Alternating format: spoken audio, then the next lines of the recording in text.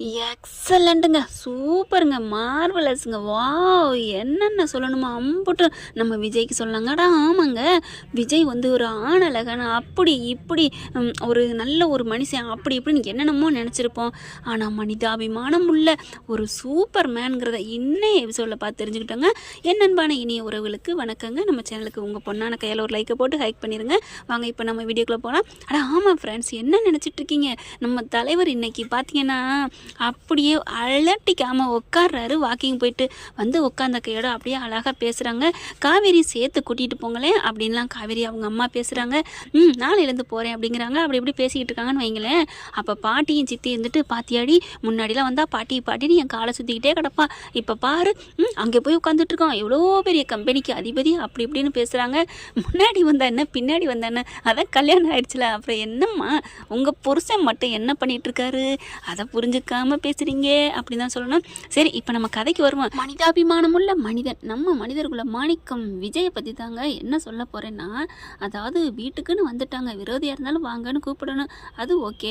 அதை விட இன்னொன்று, வந்துட்டாங்க அப்படின்னு சும்மா ஏனோ தானன்னு சொல்லாமல் நல்லா ரூம் செட் பண்ணி கொடுங்கக்கா அப்படின்னு அந்த மல்லிகா கிட்ட கூப்பிட்டு சொல்கிறதும், அதுலேயும் தலகாணி உரையிலேருந்து பெட்ஷீட்லேருந்து மாற்றிருங்க அப்படின்னு சொல்கிறதும், ஐயோ என்னங்க சொல்கிறது, நேற்றுலேருந்தே பார்த்தீங்கன்னா அவங்களும் என்ன பண்ணுறது அப்படிங்கிற மாதிரி அவங்களுக்கு பங்கு தரேன்னு சொல்கிறதும், இன்றைக்கி தங்குறதுக்கு இடம் கொடுக்குறதும், வேறு யாராக இருந்தாலும் ஏன் யாருன்னு இப்போ சித்தி கூட பார்த்தீங்களா சாப்பாடுன்னு வந்து நிற்கல, அவங்க பக்கமும் ஒரு பக்கம் நியாயமாக தான் இருக்குது, யார் எவருனே தெரியாது, அதுவும் வந்து யாசாங்க கேட்டு ஒன்றும் வரல, பயங்கரமான சண்டை போட்டு இல்லாத உறவை இருக்குன்னு சொல்லிக்கிட்டு வந்திருக்காங்க, எதுவும் கன்ஃபார்ம் தெரியல.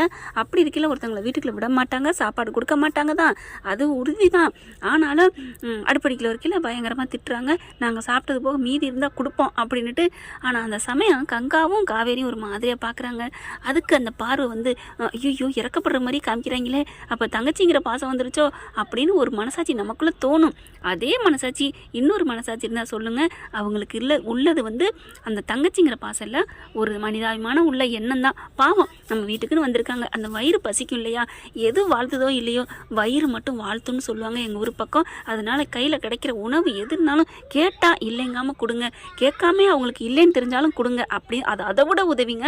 ஒருத்தவங்க அண்ணன் கேட்டு கொடுக்குறத விட கேட்காம பசியில் இருக்கான்னு தெரிஞ்சு கொடுத்தா அது கோடி நன்மைக்கு அதை சமம் அப்படின்னு சொல்லுவாங்க.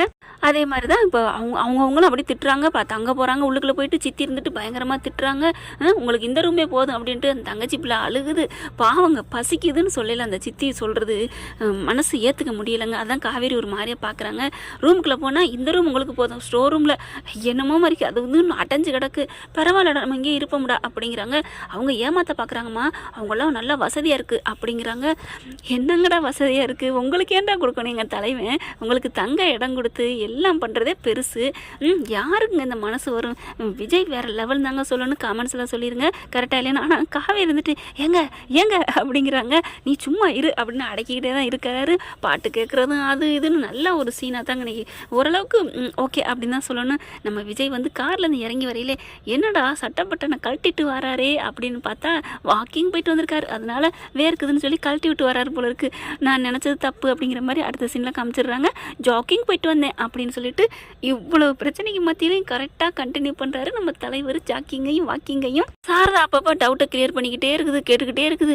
இவன் இங்கே இருக்காளாம், அங்கே கல்யாணம் பண்ணி கூட்டி போயிருக்கேன், ஒருவேளை அங்கேயே கல்யாணம் பண்ணி ஒரு அந்த நாட்டுக்காரியாக இருந்தால் கூட நல்லா இருக்கும். அதாவது சாரதாவுக்கு என்ன நினைக்கிறாங்கன்னா, நல்லா ஜீன்ஸ் பேண்ட்லாம் போட்டு ஹாய் போய் அப்படின்னு இங்கிலீஷ் பேசிக்கிட்டு கண்ணாடி போட்டுக்கிட்டு பம்பரைய முடிய பப்பரைக்கான்னு விரிச்சுக்கிட்டு அந்த மாதிரி வந்தால் கூட ஒரு வேலை ஏற்றிருப்பாங்க போல இருக்குது.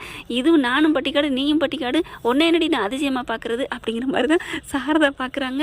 எப்படித்தான் என்னத்தான் கண்டான்னு தெரியல, இவளை கல்யாணம் பண்ணி அங்கேயே தீனி போட்டுக்கிட்டு இருந்திருக்கான், வந்துட்டு போயிருக்கிறேன், நான் கஷ்டப்படுறேன்னு நினச்சிட்டு இருந்தேன் அப்படி இப்படின்னு ரொம்பவே புலம்புறாங்க. ஆனால் இங்கே கிருஷ்ணா இருந்துட்டு எல்லாத்தையும் அவங்க வீட்டுக்கு தான் எல்லாம் வாங்கியிருக்கான், தோட்டத்தை விற்று அழிச்சிட்டாங்க, வீடு இல்லைங்கிறாங்க, அதே மாதிரி எஸ்டேட்டு இல்லைங்கிறாங்க அப்படிங்கிறா. நல்ல வசதியாக 3 இடத்துலையும் கட்டி கொடுத்துருக்காங்க. இது ஒன்று சொல்லல எனக்கு சிரிப்பு வந்துடுச்சு. அட முட்டாப்பயம் அவனே, 3 பேரும் கல்யாணம் நடந்தது உனக்கு தெரியாதுடா அப்படின்னு தான் தோணுது. முக்காத்தட்டு செலவு கூட இல்லாமல் கல்யாணம் நடந்திருக்கு, 3 பிள்ளைங்களோட கல்யாணம். அது தெரியாமல் இந்த பையன் மூக்கில் வெறுத்த மாதிரி நல்லா செலவு பண்ணி கொட்டி கொடுத்துருக்காங்க. வீட்டில் நான் சரி பங்கு வாங்கிட்டு தான் போவேன் அப்படிங்கிறாரு இந்த பையன்.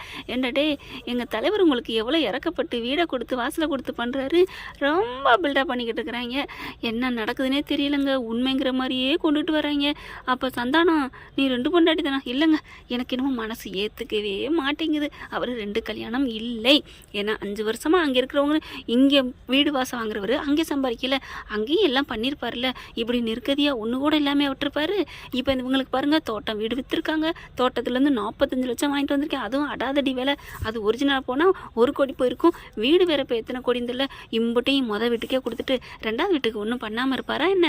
ஏதோ இடிக்குதுங்க. குமரனை தூக்கி கொண்டே கட்டி வச்சிருக்கிறாங்க. அவரோட ஃபோனை வாங்கிக்கிட்டு இந்த ஏஐ அப்படிங்கிறாங்க இல்லையா, அது மூலமாக தான் மெசேஜ் போடுறதும் பேசுகிறதும் இது பாட்டுக்கு போயிட்டுருக்கு. இன்னும் நிவினை சீனில் காமிக்கல. நாளைக்கு கண்டிப்பாக வருவாங்கன்னு தான் தோணுது. பார்க்கலாம் என்ன நடக்க போகுதுன்னு.